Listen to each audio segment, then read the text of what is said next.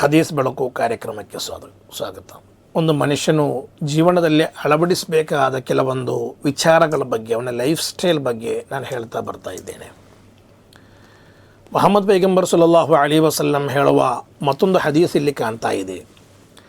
ಲೈಸ ಶದೀದು ಬಿಸ್ಸುರಾ, ಶಕ್ತಿಶಾಲಿ ಕುಸ್ತಿಯಲ್ಲಿ ಎದುರಾಳಿಗಳನ್ನು ಕೆಡುವವನು ಅಲ್ಲ. ಒಂದು ಕುಸ್ತಿ ಸ್ಪರ್ಧೆಯಲ್ಲಿ ಎದುರಾಳಿಗಳನ್ನು ಕೆಡುವಂತಹ ಮನುಷ್ಯ ಅಲ್ಲ ನಿಜವಾದ ಶಕ್ತಿವಂತ. ಬದಲಾಗಿ ಇನ್ನಮ ಶದೀದುಲ್ಲದಿ ಯಮ್ಲಿಕು ನಫ್ಸಹು ಇಂದಲ್ ಗಲಬ್, ದ್ವೇಷ ಬಂದಾಗ, ಕೋಪ ಬಂದಾಗ ಮನಸ್ಸನ್ನು ಹತೋಟಿಯಲ್ಲಿ ಇಟ್ಟುಕೊಳ್ಳುವವನಾಗಿದ್ದಾನೆ ನಿಜವಾದ ಶಕ್ತಿಶಾಲಿ ಎಂಬ ಮುಹಮ್ಮದ್ ಪೈಗಂಬರ್ ಸಲ್ಲಲ್ಲಾಹು ಅಲೈಹಿ ವಸಲ್ಲಂ ಅವರ ಹದೀಸ್. ಎಷ್ಟೊಂದು ಅದ್ಭುತವಾದ ಹದೀಸ್ ಆಗಿದೆ. ಕುಸ್ತಿಯ ಮೈದಾನದಲ್ಲಿ ಇನ್ನೊಬ್ಬರನ್ನು ಕೆಡುವಂತಹ ಮನುಷ್ಯ ಅವನೆಲ್ಲ ನಿಜವಾದ ಶಕ್ತಿಶಾಲಿ. ಅವನು ಜಿಮ್ಮಿಗೆ ಹೋಗಿಯೋ ಅಥವಾ ಇನ್ನಿತರ ಏನಾದರೂ ಇದನ್ನು ಮಾಡಿಯೋ ಅವನು ಏನು ಮಾಡಿರಬಹುದು, ಅವನ ಬಲಿಷ್ಠವಾದ ಆರೋಗ್ಯವನ್ನು ಕಟ್ಟಿಕೊಂಡಿರಬಹುದು. ಅದು ಕೆಲವು ಅವನ ವ್ಯಾಯಾಮಗಳಿಂದ ಅವನ ಶರೀರವನ್ನು ಗಟ್ಟಿ ಉಳಿಸಿದ್ದಾನೆ. ಆದರೆ ನಿಜವಾದ ಶಕ್ತಿಶಾಲಿ ಅವನಲ್ಲ. ಕೋಪ ಬಂದಾಗ ಅವನು ಹತೋಟಿಯಲ್ಲಿಟ್ಟುಕೊಳ್ಳಬೇಕು. ಕೋಪ ಯಾವ ಕ್ಷಣದಲ್ಲೂ ಬೇಕಾದರೂ ಬರ್ಬೋದು, ಎಲ್ಲಿ ಬೇಕಾದರೂ ಬರ್ಬೋದು. ಮನೆಯೊಳಗೆ ಹೆಂಡತಿ ಮಕ್ಕಳ ಮುಂದೆ, ಕುಟುಂಬದವರ ಮುಂದೆ, ರಸ್ತೆಯಲ್ಲಿ, ಬೀದಿಯಲ್ಲಿ, ಎಲ್ಲಿ ಬೇಕಾದರೂ ಬರ್ಬೋದು. ಆ ಸಮಯದಲ್ಲಿ ಅವನು ಕ್ಷಮೆ ಪಾಲಿಸಬೇಕು, ಸಹನೆಯನ್ನು ತಂದುಕೊಳ್ಬೇಕು. ಅವನಾಗಿದ್ದಾನೆ ನಿಜವಾದ ಶಕ್ತಿಶಾಲಿ ಎಂದು ಮುಹಮ್ಮದ್ ಪೈಗಂಬರ್ ಸಲ್ಲಲ್ಲಾಹು ಅಲೈಹಿ ವಸಲ್ಲಂ ಹೇಳ್ತಾರೆ.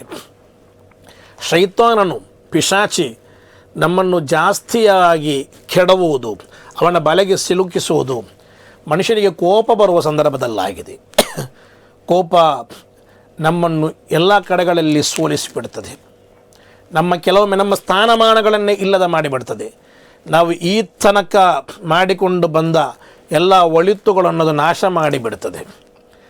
ಒಂದು ಕ್ಷಣದಲ್ಲಿ ಮಾತು ಆಡಿದರೆ ಹೋಯಿತು, ಮುತ್ತು ಒಡೆದರೆ ಹೋಯಿತು ಅಂತ ನಾವು ಹೇಳಿಲ್ವಾ? ಕೋಪದಲ್ಲಿ ಹೇಳುವ ಕೆಲವೊಂದು ಮಾತುಗಳು ಆ ಸಮಯದಲ್ಲಿ ನಮಗೆ ನಮ್ಮ ನಾಲಿಗೆಯಲ್ಲಿ ಏನು ಬರ್ತದೆ ಅಂತ ಗೊತ್ತಿಲ್ಲ, ಏನೆಲ್ಲ ಹೇಳಿಬಿಡ್ಬೋದು. ಇವತ್ತಂತೂ ಸೋಷಿಯಲ್ ಮೀಡಿಯಾದ ಕಾಲ. ಏನಾದರೊಂದು ಅಚಾತುರ್ಯವಾಗಿ ಹೇಳಿಬಿಟ್ಟ ಒಂದು ಪದ, ಒಂದು ವೇಳೆ ನಿನಗೆ ಸ್ವಲ್ಪ ಸ್ಥಾನಮಾನ ಜಾಸ್ತಿ ಇದ್ದರೆ ಮಾನ ಹರಾಜಾಗುವುದು ಕೂಡ ಜಾಸ್ತಿ. ಕೋಪದಲ್ಲಿ ಹೇಳಿಬಿಟ್ಟಿರ್ತೀನಿ. ಆದರೆ ಮಾನ ಹೋಗಿಬಿಟ್ರೆ ಹೋಯಿತು. ಆದ್ದರಿಂದ ಕೋಪ ಬಂದಾಗ ತನ್ನನ್ನು ತಾನು ನಿಯಂತ್ರಿಸಲು ತಿಳಿದಿರುವವನಾಗಬೇಕು. ಈ ಪ್ರಪಂಚದಲ್ಲಿ ಎಲ್ಲ ಮನುಷ್ಯರು ಒಂದೇ ರೀತಿಯಲ್ಲಿ ಇರಲಿಕ್ಕಿಲ್ಲ. ತಪ್ಪು ಮಾಡದವರು ಯಾರೂ ಕೂಡ ಇಲ್ಲ. ಕೆಲವು ತಪ್ಪುಗಳನ್ನು ಕಂಡಾಗ, ಕೆಲವು ಸಂದರ್ಭಗಳು ನಮ್ಮ ದ್ವೇಷಕ್ಕೆ ಕಾರಣವಾಗಿ ಬಿಡುತ್ತದೆ. ಆ ಸಂದರ್ಭದಲ್ಲಿ ನಮಗೆ ನಿಯಂತ್ರಿಸಲು ಸಾಧ್ಯವಾಗಬೇಕು. ಮುಹಮ್ಮದ್ ಪೈಗಂಬರ್ ಸಲ್ಲಲ್ಲಾಹು ಅಲೈಹಿ ವಸಲ್ಲಂ ಅದಕ್ಕೆ ಕೆಲವು ಮಾರ್ಗನಿರ್ದೇಶಗಳನ್ನು ಕೊಟ್ಟಿದ್ದಾರೆ. ನೀನು ಕೋಪ ಬಂದಾಗ ಏನು ಮಾಡಬೇಕು, ನಿನಗೆ ನಿಯಂತ್ರಿಸಲು ನೀನು ಏನು ಮಾಡಬೇಕೆಂದು ಪ್ರವಾದಿ ಸಲ್ಲಲ್ಲಾಹು ಅಲೈಹಿ ವಸಲ್ಲಂ ಹೇಳ್ತಾರೆ. ನೀನು ನಿಂತಿದ್ರೆ ಕೂರಬೇಕು, ಕೂತಿದ್ರೆ ಅಲ್ಲಿ ಮಲಗಬೇಕು. ಸ್ವಲ್ಪ ಕೋಪದಲ್ಲಿದ್ದಿ ನೀನು ನಿಂತಿದ್ರೆ ನೀನು ಕೂರಬೇಕು. ನಿಂತು ಹೋಗಿ ಬಡಿಯಲಿಕ್ಕೆ ಚಾನ್ಸಸ್ ಇದೆ, ಅಲ್ಲಿ ನೀನು ಕೂರಬೇಕು. ನಿನ್ನಲ್ಲಿ ನೀನು ನಿಯಂತ್ರಣವನ್ನು ತಂದುಕೊಂಡು ನೀನು ಕೂರಬೇಕು. ಅಥವಾ ನಿನಗೆ ಉದು ಮಾಡ್ಬೋದು, ಅಂಗಸ್ನಾನ ಮಾಡ್ಬೋದು. ಹೋಗಿ ಕೈ ಮುಖ ಎಲ್ಲ ತೊಳೆದಾಗ ಒಮ್ಮೆ ನೀನು ರಿಲ್ಯಾಕ್ಸ್ ಆಗ್ತೀವಿ. ನಿನಗೆ ಕೋಪವನ್ನು ನಿಯಂತ್ರಿಸಲಿಕ್ಕೆ ಸಾಧ್ಯವಾಗ್ತದೆ. ಅಊದು ಬಿಲ್ಲಾಹಿ ಮಿನಶ್ ಶೈತಾನಿರ್ ರಜೀಮ್, ಪಿಶಾಚಿಯಿಂದ ಕಾವಲು ಬೇಡ್ತೇನೆ ಎಂದು ಹೇಳಬಹುದು. ಆ ಸಂದರ್ಭದಲ್ಲಿ ಪಿಶಾಚಿ ನಿನ್ನ ಮೇಲೆ ಆಧಿಪತ್ಯ ಸ್ಥಾಪಿಸುವ ಸಮಯ. ಇವತ್ತು ಕೊಲೆಗಳು ನಡೆಯುವುದು ಕೋಪದಿಂದ, ಹಲ್ಲೆಗಳು, ದರೋಗಿ ಎಲ್ಲ ನಡೆಯುವುದು ಕೋಪದಿಂದ ಆಗಿದೆ. ಒಂದು ಕ್ಷಣದಲ್ಲಿ ಬಂದ ಕೋಪ, ಕೆಲವೊಮ್ಮೆ ನಾವು ಇನ್ನೊಬ್ಬರನ್ನು ಕೊಂದು ಬಿಡ್ತೇವೆ. ಇದರಿಂದ ಆಗುವ ದುಷ್ಪರಿಣಾಮಗಳು ನಮ್ಗೆ ಗೊತ್ತಿಲ್ಲ. ಕೆಲವೊಮ್ಮೆ ವರ್ಷಗಟ್ಟಲೆ ಜೈಲಿನಲ್ಲಿ ಕೊಳೆಯಬೇಕು. ಒಂದು ಕಂಬಿಯ ಒಳಗೆ ಒಂದು ಮನುಷ್ಯನಿಗೆ ಇರುವ ಜೀವನವೇ 50 ವರ್ಷ, 60 ವರ್ಷ, 70 ವರ್ಷ. ಜಾಸ್ತಿ ಸಿಕ್ಕಿದರೆ ಲಾಭ. ಈ ಕಾಲದಲ್ಲಿ ಜಾಸ್ತಿ ಸಿಗೋದು ಭಾರಿ ಕಡಿಮೆ. ಇವತ್ತಿನ ಫುಡ್ ಸಿಸ್ಟಮ್ಗಳೆಲ್ಲ ಮನುಷ್ಯರನ್ನು ಅನಾರೋಗ್ಯವಂತರನ್ನಾಗಿ ಮಾಡ್ತಾ ಇದೆ. ಅಂತಹ ಕಾಲದಲ್ಲಿ ನಾವು ಬದುಕ್ತಾ ಇದ್ದೇವೆ. ಇರುವ ಸ್ವಲ್ಪ ಕಾಲ, ಅದರಲ್ಲಿ 5 ವರ್ಷ 10 ವರ್ಷ 15 ವರ್ಷ ಜೈಲಲ್ಲಿ ಕೊಳೆಯಬೇಕಾದರೆ ಒಂದು ಕಂಬಿಯ ಒಳಗೆ, ಒಂದು ಜೈಲಿನ ಒಳಗೆ ರೂಮಿನಲ್ಲಿ ಕೊಳೆಯಬೇಕಾದರೆ ಅದು ಕೂಡ ಜೀವನ ಅತ್ಯಂತ ಅಮೂಲ್ಯವಾದ ನಿಮಿಷಗಳು. ಹೆಂಡತಿ ಇಲ್ಲದೆ, ಮಕ್ಕಳಿಲ್ಲದೆ, ಕುಟುಂಬವಿಲ್ಲದೆ, ಸಂಸಾರವಿಲ್ಲದೆ, ಮದುವೆ ಇಲ್ಲದೆ, ಒಳ್ಳೆ ಹಬ್ಬಗಳಿಲ್ಲದೆ, ಹರಿದಿನಗಳಿಲ್ಲದೆ, ಈ ದಿನಗಳೆಲ್ಲ ಸಂಪೂರ್ಣವಾಗಿ ಜೈಲಿನಲ್ಲಿ ಜೈಲೂಟದಿಂದುಕೊಂಡು ಕಳೆಯಬೇಕಾದ ಒಂದು ದುರವಸ್ಥೆ ಮನುಷ್ಯನಿಗೆ ಬಂದು ಬಿಡ್ತದೆ. ಇದರ ಬಗ್ಗೆ ಚಿಂತನೆ ಇಲ್ಲ. ಕೋಪ ಬಂದಾಗ ಚಿಂತಿಸಲಿಕ್ಕೆ ಇದಕ್ಕೆ ಟೈಮ್ ಇಲ್ಲ. ಕತ್ತಿ ತೆಗಿತಾನೆ, ಕೊಂದು ಬಿಡ್ತಾನೆ, ಹೊಡಿತಾನೆ, ಬಡಿತಾನೆ. ಅವನ ಮಾನ ಹರಾಜಾಗುವುದರ ಜೊತೆಗೆ ಇವನ ಲೈಫ್ ಕೂಡ ಬರ್ಬಾದಾಗ್ತಾ ಇದೆ. ಅದು ಆ ಬಗ್ಗೆ ಚಿಂತಿಸುವುದಿಲ್ಲ. ಆದ್ದರಿಂದಲೇ ಮೊಹಮ್ಮದ್ ಪೈಗಂಬರ್ರವರಲ್ಲಿ ಹೇಳ್ತಾ ಇರುವುದು, ನಿನಗೆ ಕೋಪ ಬಂದಾಗ ನಿನ್ನನ್ನು ನಿಯಂತ್ರಿಸಲು ನಿನಗೆ ಗೊತ್ತಿದೆಯಾ? ನೀನಾಗಿದ್ದಿ ನಿಜವಾದ ಶಕ್ತಿವಂತ. ಅದು ಬಿಟ್ಟು ಕುಸ್ತಿಪಟು ಇನ್ನೊಬ್ಬರನ್ನು ಕುಸ್ತಿಯಲ್ಲಿ ಸೋಲಿಸುವುದಲ್ಲ.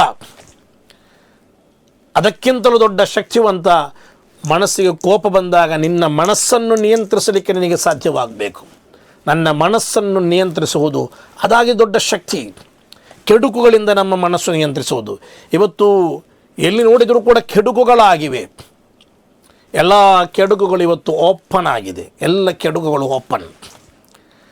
ಕಾಣ್ತಾ ಇಲ್ವ? 4 ಕಡೆಗಳಲ್ಲೂ ಕೂಡ ಡ್ರಗ್ಸ್ ಜಾಲಗಳು. ಅಲ್ಲಲ್ಲಿ ಕಾಲೇಜ್ ಕ್ಯಾಂಪಸ್ಗಳಿಗೆ ಬಂದು ಡ್ರಗ್ಸ್ಗಳು ತಲುಪ್ತಾ ಇದೆ. ಯಾರೋ ಕೆಲವು ಯುವಕರು ಅದರಿಂದ ಯಾವುದೋ ಒಂದು ಭ್ರಮೆಯಲ್ಲಿದ್ದಾರೆ, ಭ್ರಮಾಲೋಕದಲ್ಲಿ ವಿಹರಿಸ್ತಾರೆ. ಅವರಿಗೆ ತಂದೆ ಬೇಡ, ತಾಯಿ ಬೇಡ, ಹೆಂಡತಿ ಬೇಡ, ಮಕ್ಕಳು ಬೇಡ, ಕುಟುಂಬ ಬೇಡ, ಸಂಸಾರ ಬೇಡ, ಅವರಿಗೆ ವಿದ್ಯಾಭ್ಯಾಸ ಬೇಡ, ಸ್ಥಾನಮಾನಗಳು ಬೇಡ, ಡಿಗ್ರಿಗಳು ಬೇಡ, ಪದವಿಗಳು ಬೇಡ, ಕೆಲಸಗಳು ಬೇಡ, ಹಣ ಬೇಡ, ಏನು ಬೇಡ. ಅವರು ಬೇರೆ ಯಾವುದೋ ಒಂದು ಪ್ರಪಂಚದಲ್ಲಿ ಸುಖದ ಸುಪ್ಪತ್ತಿಗೆಯಲ್ಲಿ ಎಂದು ಭಾವಿಸಿದ್ದಾರೆ. ಕ್ಷಣಿಕವಾದ ಸುಖದ ಸುಪ್ಪತ್ತಿಗೆಯ ದಾರಿ ಹುಡುಕಿಕೊಂಡು ಹೋಗಿ ಸುಂದರವಾದ ಭವಿಷ್ಯವನ್ನು ನಾಶ ಮಾಡುವ, ಉಜ್ವಲವಾದ ಭವಿಷ್ಯವನ್ನು ಕೆಡವಿ ಹಾಕುವ, ಇಡೀ ಬದುಕನ್ನು ಜೈಲಿನಲ್ಲಿ ಕೊಳೆಯುವಂತ ಮಾಡುವ ಒಂದು ದುರಂತಕ್ಕೆ ನಮ್ಮ ವಿದ್ಯಾರ್ಥಿಗಳು ಇವತ್ತು ಹೋಗ್ತಾ ಇದ್ದಾರೆ. ಈ ರೀತಿಯ ಪ್ರಪಂಚ ಇವತ್ತು 4 ಕಡೆಗಳಲ್ಲಿ ನನಗೆ ಓಪನ್ ಆಗಿದೆ. ಕೆಡುಕುಗಳಾಗಿವೆ. ಮನುಷ್ಯನಿಗೆ ಸುಖವಾಗಿ ಕಾಣುವುದು, ಒಳ್ಳೆಯದು ಸುಖವಾಗಿ ಕಾಣುವುದಿಲ್ಲ. ಮಜಾ ಮಾಡಬೇಕು, ಜಾಲಿ ಮಾಡಬೇಕೆಂದು ಹೇಳಿ, ಅಥವಾ ಈ ಡ್ರಗ್ಸ್ಗಳನ್ನೆಲ್ಲ ಅಮಲು ಪದಾರ್ಥಗಳಿಂದ ಯಾವುದೋ ಒಂದು ಲೋಕಕ್ಕೆ ಹೋಗಿ ವಿಹರಿಸಬಹುದು, ಯಾವುದೋ ಒಂದು ಸುಖ ಲಭಿಸುತ್ತದೆ ಎಂಬ ರೀತಿಯಲ್ಲಿ ಅದರ ಹಿಂದೆ ಹೋಗ್ತಾ ಇದ್ದಾರೆ. ಆ ಸಂದರ್ಭದಲ್ಲಿ ನಮ್ಮ ಮನಸ್ಸನ್ನು ಹಿಡಿದಿಟ್ಟುಕೊಳ್ಳಲಿಕ್ಕೆ ನಮ್ಗೆ ಗೊತ್ತಿರಬೇಕು. ಒಂದು ಬಾರಿ ಅದನ್ನು ಸೇವಿಸಿಬಿಟ್ಟರೆ ನಂತರ ಅದಕ್ಕೆ ಅಡಿಕ್ಟ್ ಆಗಿ ಬಿಡ್ತೇವೆ. ನಮಗೆ ಬೇಕಾಗಿ ಕಾಯುತ್ತಿರುವ ತಂದೆ ತಾಯಿ ಇದ್ದಾರೆ, ಕುಟುಂಬವಿದೆ, ಸಂಸಾರವಿದೆ. ನನ್ನ ಕುಟುಂಬ, ನನ್ನ ತಂದೆ ತಾಯಿ, ಆ ರೆಸ್ಪೆಕ್ಟೆಡ್ ಫ್ಯಾಮಿಲಿ, ಎಷ್ಟೋ ವರ್ಷಗಳಿಂದ ಕಾಪಾಡಿಕೊಂಡು ಬಂದ ಆ ಮನೆತನದ ಗೌರವ, ಅದೆಲ್ಲವೂ ಕೂಡ ಕ್ಷಣಾರ್ಧದಲ್ಲಿ ಮಣ್ಣು ಪಾಲಾಗಿ ಬಿಡುವ ಸಾಧ್ಯತೆ ಇದೆ. ಇದ್ಯಾವುದು ಕೂಡ ಗೊತ್ತಿಲ್ಲ. ಇದು ಯಾವುದೋ ಭ್ರಮೆ. ಇವನಿಗೆ ಅದರ ಬಗ್ಗೆ ಅವನಿಗೆ ನೆನಪೇ ಇಲ್ಲ. ಕಾರಣ ಕ್ಷಣಿಕ ಸುಖಕ್ಕೆ ಬೇಕಾಗಿ ಹೋಗಿ, ಕ್ಷಣಿಕ ಸುಖದ ಹಿಂದೆ ಹೋಗಿ ಇವನನ್ನು ನಿಯಂತ್ರಿಸಲು ಸಾಧ್ಯವಾಗದೆ ಇವನು ಅದಕ್ಕೆ ಅಡಿಕ್ಟ್ ಆಗಿ ಬಿಡುತ್ತಿರುವ ಒಂದು ಕಾಲವಿದು. ನಮ್ಮ ಮಕ್ಕಳು ಅವರ ಮಕ್ಕಳಂತೂ ನೋಡಬೇಕಾಗಿಲ್ಲ. ಎಲ್ಲರ ಮಕ್ಕಳು ಇವತ್ತು ಅದರ ಹಿಂದೆ ಹೋಗ್ತಾ ಇರುವ ಕಾಲ. ನಮ್ಮ ಮಕ್ಕಳ ಬಗ್ಗೆ ನಮಗೆ ನಿಯಂತ್ರಣ ಬೇಕು. ನಮ್ಮ ಮಕ್ಕಳ ಮೊಮ್ಮಕ್ಕಳ ಬಗ್ಗೆ ನಾವು ನಿಯಂತ್ರಣ ಹಾಕಬೇಕು. ಆ ವಿಷಯದಲ್ಲಿ ನಾವು ಗೌರವದಿಂದ ಕಾಣಬೇಕು. ಅವರು ಸಣ್ಣ ಬುದ್ಧಿಯ ಮಕ್ಕಳು, ಅವರಿಗೆ ಕೆಲವೊಮ್ಮೆ ಅವರನ್ನು ನಿಯಂತ್ರಿಸಲಿಕ್ಕೆ ಸಾಧ್ಯವಾಗದೆ ಹೋಗಬಹುದು. ಆದ್ದರಿಂದ ಮನುಷ್ಯನ ಅತ್ಯಂತ ದೊಡ್ಡ ಶಕ್ತಿ ಅವನ ಮನಸ್ಸನ್ನು ನಿಯಂತ್ರಿಸಬೇಕು. ಕೆಡುಕುಗಳಿಂದ, ದ್ವೇಷದಿಂದ, ಮದಮತ್ಸರಗಳಿಂದ, ಅಹಂಕಾರದಿಂದ, ಅಸೂಯೆಯಿಂದ. ನನಗೆ ಬೇರೆ ಯಾವುದನ್ನು ಬೇಕಾದರೂ ನಿಯಂತ್ರಿಸಬಹುದು, ಆದರೆ ನಮ್ಮ ಮನಸ್ಸನ್ನು ನಿಯಂತ್ರಿಸಲಿಕ್ಕೆ ಸಾಧ್ಯವಿಲ್ಲ. ಅದು ಓಡಾಡ್ತಾ ಇರ್ತದೆ. ಯಾವ ಕ್ಷಣದಲ್ಲಿ ಯಾವ ಚಿಂತೆ ಬರ್ತದೆ ಎಂದು ಗೊತ್ತಿಲ್ಲ. ಅದು ನಮಗಿಂತ ಸ್ಪೀಡ್ ಆಗಿದೆ ನಮ್ಮ ಮನಸ್ಸು. ನಮ್ಮ ಮನಸ್ಸನ್ನು ನಿಯಂತ್ರಿಸುವಂತಹ ಸಾಮರ್ಥ್ಯ, ಶಕ್ತಿ ಅದು ನಮಗಿದ್ದರೆ ಮಾತ್ರವೇ ನಮಗೆ ಎಲ್ಲ ಕಡೆಯಲ್ಲಿ ವಿಜಯಿಸಲಿಕ್ಕೆ ಸಾಧ್ಯ. ಇಲ್ಲದಿದ್ದರೆ ನಮ್ಮ ಬದುಕು ಬರ್ಬರಗೊಳ್ಬಹುದು. ಎಷ್ಟೊಂದು ಯುವಕರ ಬಾಳು ಬರ್ಬರಗೊಂಡು ಬಿಟ್ಟಿದೆ. ಈ ಡ್ರಗ್ಸ್ ಅಡಿಕ್ಟ್ಗಳಾದ ಮಕ್ಕಳು ತಾಯಿಯನ್ನು ಕೊಂದ ಘಟನೆ ಇದೆ. ತಂಗಿಯ ಮೇಲೆ ಅತ್ಯಾಚಾರ ಮಾಡಿದ ಘಟನೆಗಳು ನಾವು ಕೇಳ್ತಾ ಇದ್ದೇವೆ. ಎಂತಹ ಒಂದು ದುರಂತಮಯವಾದ ಅವಸ್ಥೆಗಳು. ಒಂದು ಕಡೆ ಇಲ್ಲಿ ಜಗತ್ತು ವೇಗವಾಗಿ ಸಂಚರಿಸುವಾಗ, ಇನ್ಫಾರ್ಮೇಷನ್ ಟೆಕ್ನಾಲಜಿಯ ಮೂಲಕ ಜಗತ್ತು ಅತ್ಯಂತ ಸ್ಪೀಡಲ್ಲಿರುವಾಗ, ವಿದ್ಯಾರ್ಥಿಗಳು ಮನುಷ್ಯರು ಅತ್ಯಂತ ಸ್ಪೀಡಾಗಿ ಅಧಪತನದ ಆಳಪ್ರಪಾತಕ್ಕೆ ತಳ್ಳಲ್ಪಡುತ್ತಿರುವ ದೃಶ್ಯಗಳು ಕೂಡ ನಾವಿಲ್ಲಿ ಕಾಣ್ತಾ ಇದ್ದೇವೆ. ಈ ಸಂದರ್ಭಗಳಲ್ಲೆಲ್ಲ ನಾವು ಚಿಂತಿಸಬೇಕು. ನಮ್ಮ ಮನಸ್ಸನ್ನು ಹತೋಟಿಯಲ್ಲಿಟ್ಟುಕೊಳ್ಳಲಿಕ್ಕೆ ನಮಗೆ ಸಾಧ್ಯವಾಗಬೇಕು. ಕೆಡುಕುಗಳಿಂದ, ದ್ವೇಷದಿಂದ, ಮದಮತ್ಸರಗಳಿಂದ ಎಲ್ಲರೊಂದಿಗೂ ಕೂಡ ಪ್ರೀತಿಯಿಂದ ಬದುಕಲಿಕ್ಕೆ ಬೇಕಾಗಿ ನೋಡಬೇಕು. ನನ್ನ ಶರೀರವನ್ನು ನಾನು ನಿಯಂತ್ರಣದಲ್ಲಿ ಇಟ್ಟುಕೊಳ್ಳದಿದ್ದರೆ ಮತ್ತೆ ಯಾರು ಇಟ್ಟುಕೊಳ್ಳುವುದು? ನನ್ನ ಶರೀರವನ್ನು ನಿಯಂತ್ರಣದಲ್ಲಿಟ್ಟುಕೊಳ್ಳಲಿಕ್ಕೆ ಇನ್ನೊಬ್ಬ ಬರಲಿಕ್ಕೆ ಸಾಧ್ಯವಿಲ್ಲ. ಅದನ್ನು ನಾನು ಇಟ್ಟುಕೊಳ್ಳಬೇಕು. ಆದ್ದರಿಂದಲೇ ಮೊಹಮ್ಮದ್ ಪೈಗಂಬರ್ ಸಲ್ಲಲ್ಲಾಹು ಅಲೈಹಿ ವಸಲ್ಲಂ ಈ ಬಗ್ಗೆ ಹೇಳಿದ್ದಾರೆ. ಅವರ ಜೀವನದಲ್ಲೂ ಕೂಡ ಕಾಣ್ತಾ ಇದೆ. ಎಷ್ಟೋ ಮಂದಿ ಅವರನ್ನು ಕೊಲ್ಲಲು ಬೇಕಾಗಿ ಬಂದಾಗ ಅವರಿಗೆ ಕ್ಷಮೆ ಕೊಡ್ತಾರೆ. ಲಾ ತಸ್ರೀಬ ಅಲೈಕುಮುಲ್ ಯೌಮ್. ನಿಮ್ಗೆ ಗೊತ್ತಿರಬಹುದು, ಮಕ್ಕಾದಿಂದವರು ಮದೀನಕ್ಕೆ ಹೋಗಬೇಕಾಯಿತು. ಸ್ವಂತ ಊರವರು ತುಂಬ ಉಪಟಳವನ್ನು ಕೊಟ್ಟರು. ಒಂದು ತಪ್ಪು ಕೂಡ ಮಾಡದ ಮನುಷ್ಯ ಅವರಿಗೆ ನಿರಂತರವಾಗಿ ಉಪಟಳ ಕೊಡಲಿಕ್ಕೆ ಶುರು ಮಾಡಿದರು. ಅಹಂಕಾರಿಗಳು ಅವರ ಅಹಂಕಾರವನ್ನು ತೋರ್ಪಡಿಸಲಿಕ್ಕೆ ಶುರು ಮಾಡಿದರು. ಕೊಲ್ಲಲು ಬೇಕಾಗಿ ಪ್ರಯತ್ನಪಟ್ಟರು. ತನ್ನ ಊರನ್ನು, ಕುಟುಂಬವನ್ನು, ಸಂಪತ್ತನ್ನು ಎಲ್ಲವನ್ನು ಬಿಟ್ಟು ಮಕ್ಕಾದಿಂದ ಮದೀನಕ್ಕೆ ಹೋಗಬೇಕಾಯಿತು. ಕೊನೆಗೆ ಒಳ್ಳೆಯ ಒಂದು ಶಕ್ತಿ ಬಂದ ನಂತರ ಮದೀನಾವನ್ನು ಮರಳಿ ಪಡೆಯಲು ಬೇಕಾಗಿ ಬಂದಾಗ ಎಲ್ಲರೂ ನಡಗ್ತಾ ಇದ್ದಾರೆ. ಅವತ್ತು ದೂರ ಮಾಡಿದವರು, ದೂರಿದವರು, ಕಷ್ಟ ಕೊಟ್ಟವರು, ತೊಂದರೆ ಕೊಟ್ಟವರು ಅವರೆಲ್ಲರೂ ಕೂಡ ಅಲ್ಲಿದ್ದಾರೆ. ಆ ಸಂದರ್ಭದಲ್ಲಿ ಮೊಹಮ್ಮದ್ ಪೈಗಂಬರ್ ಸಲ್ಲಲ್ಲಾಹು ಅಲೈಹಿ ವಸಲ್ಲಂ ಹೇಳ್ತಾರೆ, ಲಾ ತಸ್ರೀಬ ಅಲೈಕುಮುಲ್ ಯೌಮ್. ನಿಮ್ಮ ಮೇಲೆ ಯಾವುದೇ ಪ್ರತಿಕಾರವಿಲ್ಲ, ಪ್ರತಿರೋಧವಿಲ್ಲ, ಪ್ರತಿರೋಧಗಳಿಲ್ಲ. ಇದ್ಹಬು ಅಂತು ಮುತ್ತಲಕ. ನೀವೆಲ್ಲ ಸ್ವತಂತ್ರರು, ನೀವು ಹೋಗಿ, ನೀವೆಲ್ಲ ಸ್ವತಂತ್ರರು. ನಿಮ್ಮ ಮೇಲೆ ಇವತ್ತು ಪ್ರತಿರೋಧ ಮಾಡುವ ಪ್ರಕ್ರಿಯೆಗಳಿಲ್ಲ, ಪ್ರತಿಕ್ರಿಯೆ ಮಾಡುವಂತಹ ಪ್ರಕ್ರಿಯೆಗಳಿಲ್ಲ. ನಿಮಗೆ ಸ್ವತಂತ್ರ ಕೊಟ್ಟಿದ್ದೇನೆ. ಎಷ್ಟು ದೊಡ್ಡ ಕೋಪದ ಸಂದರ್ಭಗಳಲ್ಲೂ ಕೂಡ ತನ್ನ ಶರೀರವನ್ನು ನಿಯಂತ್ರಿಸಿದ ಹಲವಾರು ಉದಾಹರಣೆಗಳಿವೆ. ಕೊಲ್ಲಲು ಬೇಕಾಗಿ ಬರ್ತಾನೆ, ಅವನನ್ನು ಹಿಡಿದು ಅವನಿಗೆ ಕ್ಷಮೆ. ವಿಷಪೂರಿತ ಖಡ್ಗಗಳೊಂದಿಗೆ ಬರ್ತಾರೆ, ಅವನಿಗೆ ಕ್ಷಮೆ ಕೊಟ್ಟ ಪ್ರಸಂಗಗಳಿವೆ.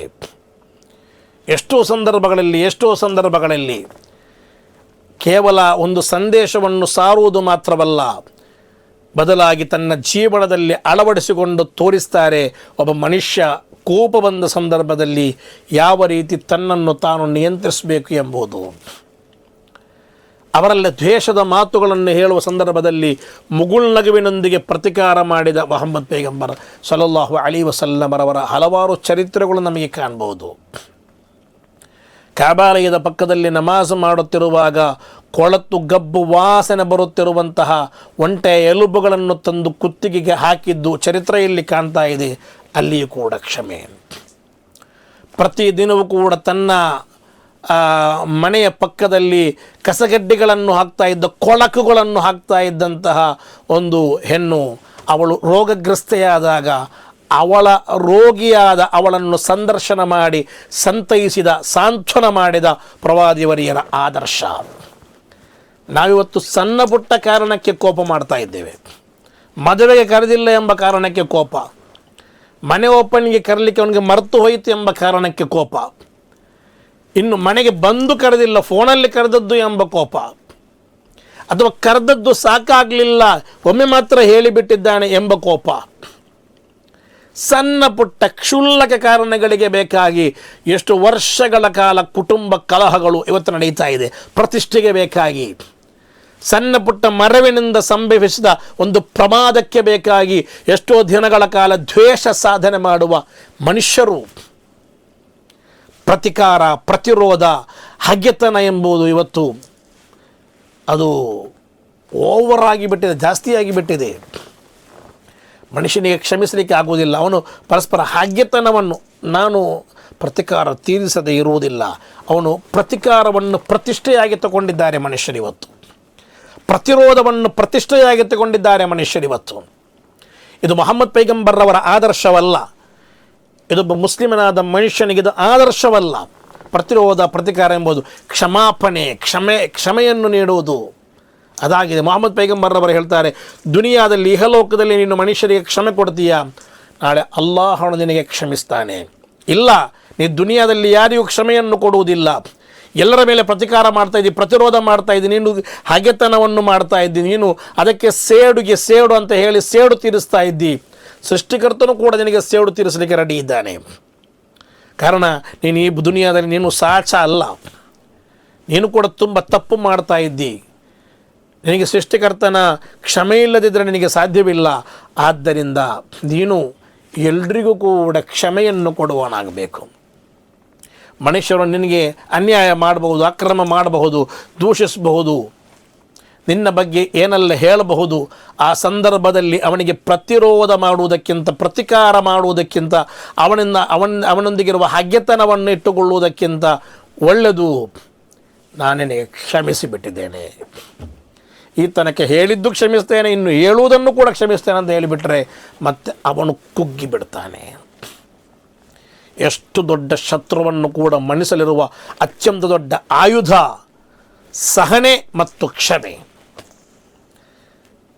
ನಿನ್ನ ಮೇಲೆ ಒಬ್ಬ ನಿರಂತರ ನಿನ್ನ ಬಗ್ಗೆ ತೆಗಳ್ತಾನೆ, ಬೈತಾನೆ, ಕೆಟ್ಟ ಪದ ಯೂಸ್ ಮಾಡ್ತಾನೆ, ನಿನ್ನ ಬಗ್ಗೆ ಆರೋಪ ಮಾಡ್ತಾನೆ, ನಿನ್ನ ಬಗ್ಗೆ ಹಗೆತನ ಸೇರಿಸ್ತಾನೆ. ಆದರೆ ನೀನೇನು ಮಾಡ್ತಿ? ನಕ್ಕೊಂಡು ಹೇಳ್ತಿ, ನಾನೆಲ್ಲ ಕ್ಷಮಿಸಿದ್ದೇನೆ, ನಿನಗೆ ಎಷ್ಟು ಬೇಕಾದರೂ ಹೇಳಲಿಕ್ಕೆ ಸ್ವಾತಂತ್ರ್ಯ ಇದೆ, ನಾನು ಕ್ಷಮಿಸಿದ್ದೇನೆ. ಅದಕ್ಕಿಂತ ದೊಡ್ಡ ಪ್ರತಿರೋಧವಿಲ್ಲ. ನಾನು ಕೂಡ ಅವನ ಅದೇ ಪದವನ್ನು ಯೂಸ್ ಮಾಡಿಕೊಂಡು ಹೇಳಿದರೆ ಅವನಿಗೂ ನನಗೂ ಯಾವ ವ್ಯತ್ಯಾಸವಿದೆ? ಏನು ವ್ಯತ್ಯಾಸವಿದೆ? ಅವನಿಗೆ ನನಗೆ ಯಾವ ವ್ಯತ್ಯಾಸವೂ ಕೂಡ ಇಲ್ಲ. ಅವನು ಕೆಟ್ಟ ಪದ ಪ್ರಯೋಗ ಮಾಡುವಾಗ ನಾನು ಒಳಿತಿನ ಮೂಲಕ ಅದನ್ನು ಎದುರಿಸಿದರೆ ಅವನು ಕುಗ್ಗಿ ಜಗ್ಗಿ ಬಗ್ಗಿ ತಗ್ಗಿಬಿಡ್ತಾನೆ. ನನ್ನ ಮುಂದೆ ಅವನು ಚಿಕ್ಕವನಾಗ್ತಾನೆ. ಅವನು ಹೇಳಿದಾಗ ನಾನು ಅದೇ ಪ್ರಯೋಗದಲ್ಲಿ ಉತ್ತರಿಸಲಿಕ್ಕೆ ಹೋದರೆ ಅವನು ಸರಿಯಾಗಿ ಬಿಡ್ತೇವೆ. ಅವನು ಕೆಡುಕ, ನಾನು ಮತ್ತೊಬ್ಬ ಕೆಡುಕ ಆಗಿಬಿಡ್ತೇವೆ. ಅದಲ್ಲ, ಅವನು ಕೆಟ್ಟ ಪದ ಪ್ರಯೋಗಗಳನ್ನು ಮಾಡುವಾಗ, ಅವನು ದೂಷಿಸುವಾಗ, ಅವನು ನನ್ನ ಬಗ್ಗೆ ಅಪಪ್ರಚಾರಗಳನ್ನು ಮಾಡುವಾಗ, ಆರೋಪಗಳ ಸುರಿಮಳಗಳನ್ನು ಸುರಿಯುವಾಗ ನಾನು ನಗುಮುಖದೊಂದಿಗೆ ಅವನೊಂದಿಗೆ ಹೇಳ್ತೇನೆ, ನೀನೇನು ಬೇಕಾದರೂ ಹೇಳಪ್ಪ, ನಾನು ನಿನಗೆ ಕ್ಷಮಿಸಿದ್ದೇನೆ, ಇನ್ನು ಹೇಳುವುದನ್ನು ಕೂಡ ಕ್ಷಮಿಸಿದ್ದೇನೆ ಅಂತ ಹೇಳಿಬಿಟ್ರೆ ಅವನು ಕುಗ್ಗಿ ಬಿಡ್ತಾನೆ. ಅವನು ನನ್ನ ಮುಂದೆ ತುಂಬ ಸಣ್ಣವನಾಗಿ ಬಿಡ್ತಾನೆ, ಅವನು ಚಿಕ್ಕವನಾಗಿ ಬಿಡ್ತಾನೆ. ಅಲ್ಲಿ ನನ್ನ ಗೆಲುವಿನ ಆರಂಭ, ಅಲ್ಲಿ ನನಗೆ ಗೆಲುವು ಆರಂಭವಾಗ್ತದೆ. ನಾನು ಗೆಲ್ತಾ ಇದ್ದೇನೆ. ಅಲ್ಲಿ ಕ್ಷಮೆಯಿಂದಾಗಿದೆ ಗೆಲುವು, ಸಹನೆಯಿಂದಾಗಿದೆ ಗೆಲುವು, ಕ್ಷಮಾಪಣೆಯಿಂದಾಗಿದೆ ಗೆಲುವು. ಯಾವ ಸಂಶಯ ಕೂಡ ಬೇಡ. ಹಗೆತನದಿಂದ ಗೆಲ್ಲಲು ಸಾಧ್ಯವಿಲ್ಲ, ದ್ವೇಷದಿಂದ ಗೆಲ್ಲಲು ಸಾಧ್ಯವಿಲ್ಲ, ಪ್ರತಿರೋಧಗಳಿಂದ ಗೆಲ್ಲಲು ಸಾಧ್ಯವಿಲ್ಲ, ಪರಸ್ಪರ ದ್ವೇಷ ವೈಷಮ್ಯಗಳ ಮೂಲಕ ಗೆಲ್ಲಲು ಸಾಧ್ಯವೇ ಇಲ್ಲ. ಅದೆಲ್ಲ ಕ್ಷಣಿಕ ಗೆಲುವು ಅಂತ ನಿಮಗೆ ತೋರ್ತದೆ ಅಷ್ಟೇ, ಅದು ನಿಮ್ಮ ಭ್ರಮೆ ಮಾತ್ರವಾಗಿದೆ. ನಿಜವಾದ ಗೆಲುವು ಕ್ಷಮೆಯಲ್ಲಿದೆ. ನಿಜವಾದ ಗೆಲುವು ಅದು ನಮ್ಮ ಪ್ರೀತಿಯಲ್ಲಿ, ವಾತ್ಸಲ್ಯದಲ್ಲಿದೆ. ಆದ್ದರಿಂದ ಈ ದ್ವೇಷಗಳು, ಪರಸ್ಪರ ಇರುವ ದ್ವೇಷಗಳು, ಅದನ್ನೆಲ್ಲ ನಿಲ್ಲಿಸಬೇಕು. ಕುಟುಂಬಗಳಲ್ಲಿ ದ್ವೇಷಗಳು, ಅಣ್ಣ ತಮ್ಮಂದಿರಲ್ಲಿ ದ್ವೇಷಗಳು ಇವತ್ತು ಸಣ್ಣ ಪುಟ್ಟ ಕಾರಣಕ್ಕೆ ತಂದೆ ತಾಯಿಯೊಂದಿಗೆ ಮಾತಾಡಲ್ಲ, ಹೆಂಡತಿಯೊಂದಿಗೆ ಮಾತಾಡಲ್ಲ, ಅಣ್ಣ ತಮ್ಮಂದಿರೊಂದಿಗೆ ಮಾತಾಡದ ಎಷ್ಟೊಂದು ಘಟನೆಗಳು. ಸೊತ್ತಿಗೆ ಬೇಕಾಗಿ, ಸಂಪತ್ತಿಗೆ ಬೇಕಾಗಿ, ತಂದೆ ಮಾಡಿಟ್ಟು ಹೋದಂತಹ ಜಾಗಕ್ಕೆ ಬೇಕಾಗಿ ಅಣ್ಣನನ್ನು ಕಂಡ್ರೆ ತಮ್ಮನಿಗಾಗಲ್ಲ, ತಮ್ಮನನ್ನು ಕಂಡ್ರೆ ಅಣ್ಣನಿಗಾಗಲ್ಲ. ಈ 4 ನೋಟಿಗೆ ಬೇಕಾಗಿ, 4 ತುಂಡು ನೋಟಿಗೆ ಬೇಕಾಗಿ, ಒಂದು ಇಲ್ಲಿ ಸತ್ತು ಹೋಗುವಾಗ ಬಿಟ್ಟು ಹೋಗಬೇಕಾದ ಆ ಒಂದು ಜಮೀನಿಗೆ ಬೇಕಾಗಿ ವರ್ಷಗಟ್ಟಲೆ ದ್ವೇಷ ವೈಷಮ್ಯಗಳಿಂದ ಬದುಕುವ ಅಣ್ಣ ತಮ್ಮಂದಿರಷ್ಟಿವತ್ತು ಎಷ್ಟು ಕಡೆಗಳಲ್ಲಿ ಪರಸ್ಪರ ಕ್ಷಮೆ ಕೊಡಲಿಕ್ಕೆ ಇವತ್ತು ಯಾರಿಗೂ ಇಲ್ಲ. ಅಣ್ಣ ತಮ್ಮನಿಗೂ ಕ್ಷಮೆ ಕೊಡಲ್ಲ, ತಮ್ಮ ಅಣ್ಣನಿಗೂ ಕ್ಷಮೆ ಕೊಡಲ್ಲ. ಪರಸ್ಪರ ದ್ವೇಷ ವೈಷಮ್ಯಗಳು ಇದು ನಂತರ ತಲಾಂತರವಾಗಿ ಹೋಗ್ತದೆ. ಆ ರೀತಿಯ ಒಂದು ಅವಸ್ಥೆ, ಆ ರೀತಿಯ ಒಂದು ದೃಶ್ಯ ಇವತ್ತೆಲ್ಲ ಕಡೆಗಳಲ್ಲಿ ಕಾಣ್ತಾ ಇದೆ. ಆದ್ದರಿಂದ ಈ ದ್ವೇಷಗಳು ಕಡಿಮೆ ಮಾಡಬೇಕು. ನಮ್ಮ ಶರೀರವನ್ನು ನಮಗೆ ನಿಯಂತ್ರಿಸಲಿಕ್ಕೆ ಗೊತ್ತಿರಬೇಕು. ಈ ಜಗತ್ತಿನ ಅತ್ಯಂತ ದೊಡ್ಡ ಬಲಾಢ್ಯ ಯಾರು, ದೊಡ್ಡ ಶಕ್ತಿವಂತ ಯಾರು? ಮೊಹಮ್ಮದ್ ಪೈಗಂಬರ್ ಹೇಳ್ತಾರೆ, ಅವನು ದ್ವೇಷ ಬಂದಾಗ ಅವನನ್ನು ನಿಯಂತ್ರಿಸಲಿಕ್ಕೆ ಯಾರಿಗೆ ಗೊತ್ತಿದೆಯೋ ಅವನಾಗಿದ್ದಾನೆ. ದ್ವೇಷ ಬಂದಾಗ, ಕೋಪ ಬಂದಾಗ ನನ್ನನ್ನು ನಿಯಂತ್ರಿಸಲಿಕ್ಕೆ ನನಗೆ ಗೊತ್ತಿದೆಯೋ ನಾನು ಬಲಾಢ್ಯ, ನಾನು ಶಕ್ತಿವಂತ, ನಾನು ಪವರ್ಫುಲ್ ವ್ಯಕ್ತಿ. ಅದು ಬಿಟ್ಟು ರಣಾಂಗಣದಲ್ಲಿ ಕುಸ್ತಿಪಟ್ಟು ಇನ್ನೊಬ್ಬರನ್ನು ಸೋಲಿಸುವುದು ಅದಲ್ಲ ನಿಜವಾದ ಶಕ್ತಿವಂತ. ಮೊಹಮ್ಮದ್ ಪೈಗಂಬರ್ ಅವರ ಈ ಮಾತುಗಳು ನಮಗೆ ಮಾದರಿಯಾಗಬೇಕು. ಕ್ಷಮಾಪಣೆ, ಸಹನೆ ಎಂಬುದು ನಮ್ಮ ಮುಖಮುದ್ರೆಯಾಗಬೇಕು. 4 ಜನರಿಗೆ ಒಳಿತು ಮಾಡಿಕೊಂಡು ಬದುಕಬೇಕು. ನಾಳೆಯ ದಿನ ನನ್ನ ಬಗ್ಗೆ ಎಲ್ಲರೂ ಕೂಡ ಒಳ್ಳೆಯದು ಹೇಳುವ ರೀತಿಯಲ್ಲೇ ನಾನು ಬದುಕಬೇಕು. ಸಮಾಜದ ಮುಂದೆ ತಲೆ ಎತ್ತಿ ನಡೆಯುವ ರೀತಿಯಲ್ಲಿ ನಾವು ಬದುಕಬೇಕು. ಸೃಷ್ಟಿಕರ್ತ ಅದಕ್ಕೆ ಅನುಗ್ರಹಿಸಲಿ.